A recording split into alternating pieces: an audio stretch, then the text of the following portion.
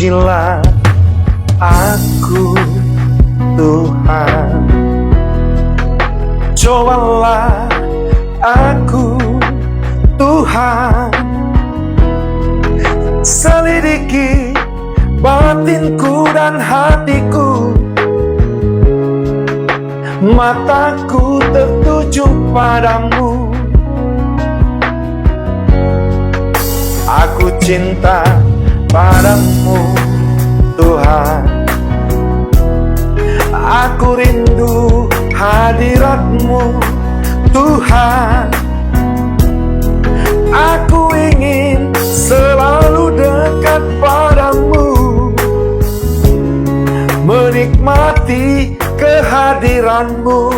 Dalam menjalani hidup ada dua yang paling menyiksa. Yang pertama, saudara izinkan dalam menjalani hidup engkau menuruti pandangan orang lain. Yang kedua, menuruti pandanganmu sendiri. Sebab itu tidak sedikit kita yang kena dampak daripada dua hal yang saya jelaskan di atas, yaitu menuruti apa yang menjadi pandangan orang lain dan diri kita sendiri dan bukan Alkitab. Apa dampaknya? Tidak sedikit di antara kita yang kelelahan, penat, dan tidak sedikit yang stres. Sebab itu saudara, Alkitab berkata dalam Amsal 21 ayat 2, setiap jalan orang adalah lurus menurut pandangannya sendiri, tetapi Tuhanlah yang menguji hati. Dari terjemahan lain, firman Allah yang hidup berkata, kita dapat membenarkan setiap perbuatan kita, tetapi bagi Allah yang penting ialah maksud hati. Dari ayat yang kita bedah hari ini, kita dapat simpulkan dua hal. Ada bagian Allah, ada bagian saudara dan saya. Apa bagian Allah saudara? Dia menguji hatimu dan hatiku. Tapi bagian kita, Amsal 4:23 berkata, jaga hatimu dengan segala kewaspadaan, karena dari situ terpancar kehidupan. Nah, ayat ini menerangkan kepada kita, bagian kita adalah menjaga hati kita. Dengan apa saudara? Dengan segala kewaspadaan. Kalau saudara sudah menjaga hati saudara dengan waspada, maka saya percaya saudara, maka issues of life, ya kan, seperti yang dikatakan King James, saudara, terjemahan dari Amsal 4:23 ini, maka issues of life, ya kan, isu kehidupan saudara nggak mungkin memancarkan yang jahat. Baru kita bisa dikatakan orang yang didrive oleh Injil Kerajaan Allah, Gospel Driven Life. Tahu nggak saudara, kalau orang udah nggak suka sama kita, ya kan, nyanyi aja saya seperti yang tadi, ada orang yang bilang, ini kan sesi sharing, sesi khotbah, bukan untuk nyanyi, betul kan? Ya kan? Kalau orang saudara hatinya nggak beres, nggak bisa menjaga, nggak bisa saudara waspada dengan hatinya, maka yang keluar, yang terpancar saudara adalah sirik, iri, dan dengki, betul nggak? Mungkin saudara dia nggak bisa nyanyi, ya kan?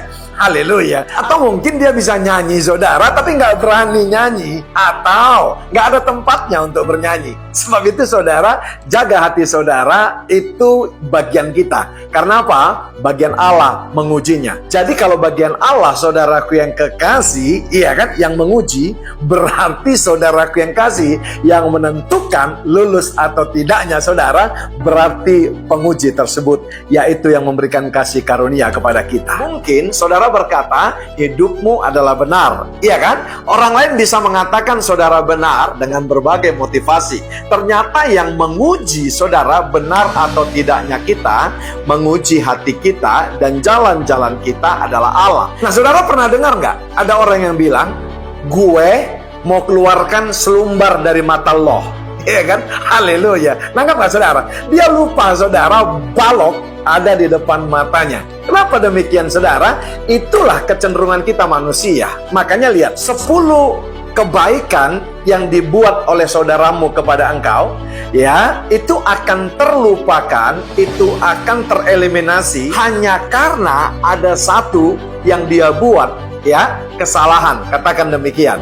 Lihat saudara, kita konsen, ya kan, memperbincangkan satu kesalahan teman kita itu yang mungkin bukan kesalahan yang fatal, mengimbangkan kebaikan-kebaikan yang dia buat, ya, yang 10 tadi yang saya katakan. Itulah kecenderungan kita. Mulai hari ini, kalau kita berkata, saya mau dimuridkan dan siap memuridkan, izinkan saudaraku yang kasih, bukan kamu lagi yang menilai orang, bukan kamu lagi yang menilai engkau, tapi ada Allah yang menjadi penguji hati setiap kita. Sebab itu saudaraku yang kekasih, Amsal 4 ayat 23, terjemahan firman Allah yang hidup dikatakan begini, yang terutama, sekali lagi saya ulangi, yang terutama sekali, jagalah hatimu, karena hatimu mempengaruhi bukan sebagian, bukan setengah, bukan seperapat,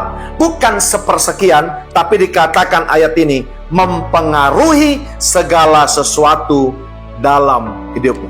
Jangan pernah saudara berharap menjadi orang yang sukses untuk dimuridkan dan berharap bisa memuridkan orang lain kalau engkau tidak bisa jaga hatimu. Ingat, saudara bisa pakai topeng, saudara bisa bersembunyi. Tapi ingat, ayat bacaan kita di awal tadi, Amsal 21 ayat 2, dikatakan saudara, Tuhanlah yang menguji hati. Saudara-saudara yang berkata, saya mau dimuridkan dan siap memuridkan, mulailah saudaraku yang kasih. Serahkan kepada penguji hati kita dan kita bereskan hati kita. Karena apa saudaraku yang kasih?